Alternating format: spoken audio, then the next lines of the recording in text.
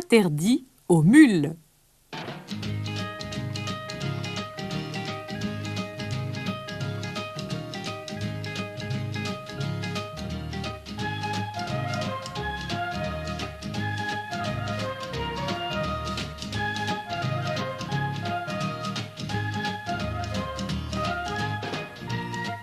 Dans un village d'Afrique du Sud, situé entre une rivière et une grande forêt, vivait un petit garçon nommé Fan.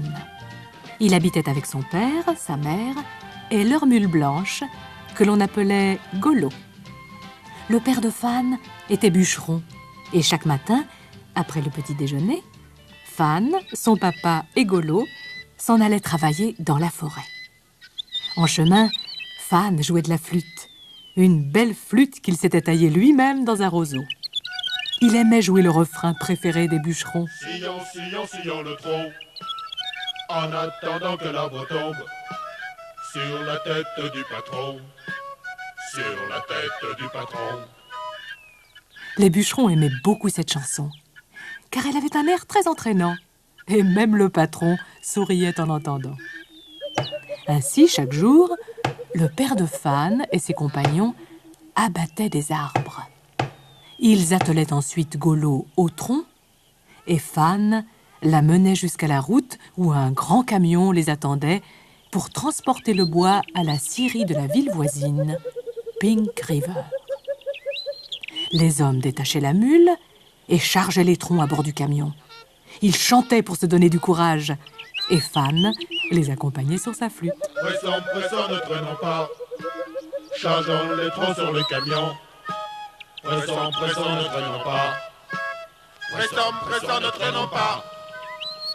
Leur tâche accomplie, le patron montait au volant de son camion et s'en retournait vers Pink River. Le soir, Fan et Golo allaient à la rivière pour se laver. Tout en nageant dans l'eau claire, le garçon pensait avec impatience au jour où il serait assez grand pour aller, lui aussi, à la ville. Enfin, ce jour-là arriva.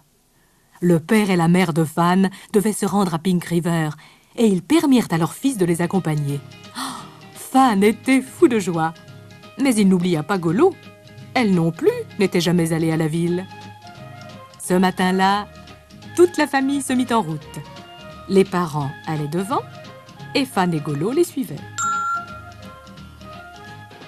Bientôt, Pink River fut en vue. Fan n'en revenait pas. Oh, comme la ville était différente de son petit village. Il y avait tant de monde et de magasins, de voitures, de bicyclettes. Golo en était tout effarouché. Et il y avait tant de blancs.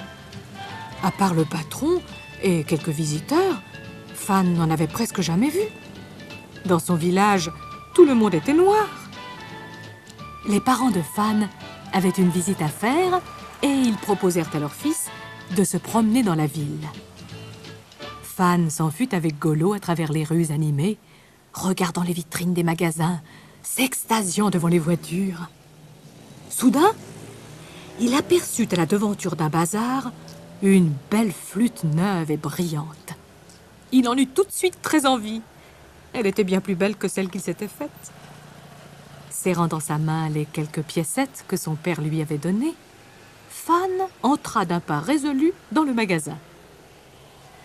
Mais il avait à peine passé la porte que le marchand se rua vers lui, le prit par le bras et l'entraîna dehors en lui montrant méchamment l'écriteau fixé au-dessus de la porte et en criant « Tu ne sais donc pas lire ? Regarde l'écriteau ! Interdit aux noirs ! Moi, je ne vends qu'aux blancs !» En Afrique du Sud, les blancs interdisent effectivement aux noirs d'habiter aux mêmes endroits qu'eux, de rentrer dans leurs magasins, de monter dans les mêmes autobus.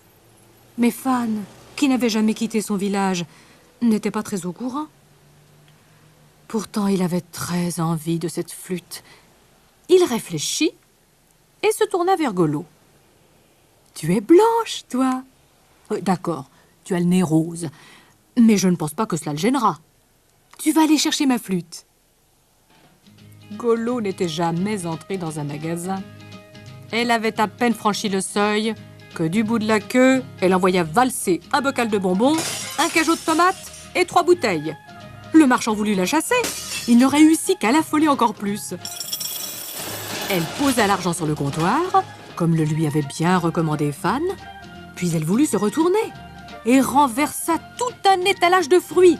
Des hommes voulurent l'attraper et elle pensa qu'il valait mieux filer. Elle rua et se cabra avant de s'élancer dans la rue en passant par la vitrine. Un coup de sabot fit voler la flûte derrière elle. Fan, ravie, l'attrapa au vol et sauta sur le dos de sa mule.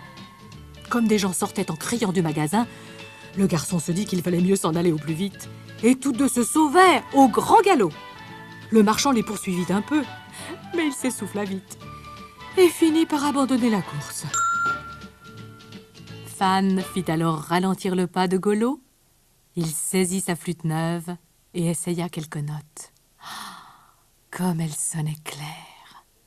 Peu de temps après, il jouait gaiement à la chanson des bûcherons pendant que Golo trottait vers la maison. Pressons, pressons, ne traînons pas. Chargeons les troncs sur le camion. Pressons, pressons, ne traînons pas. Pressons, pressons, ne traînons pas. Quant au marchand, il s'en retourna furieux vers son magasin, où l'attendait un invraisemblable désordre. Il ramassa les objets, remit tout en ordre et balaya.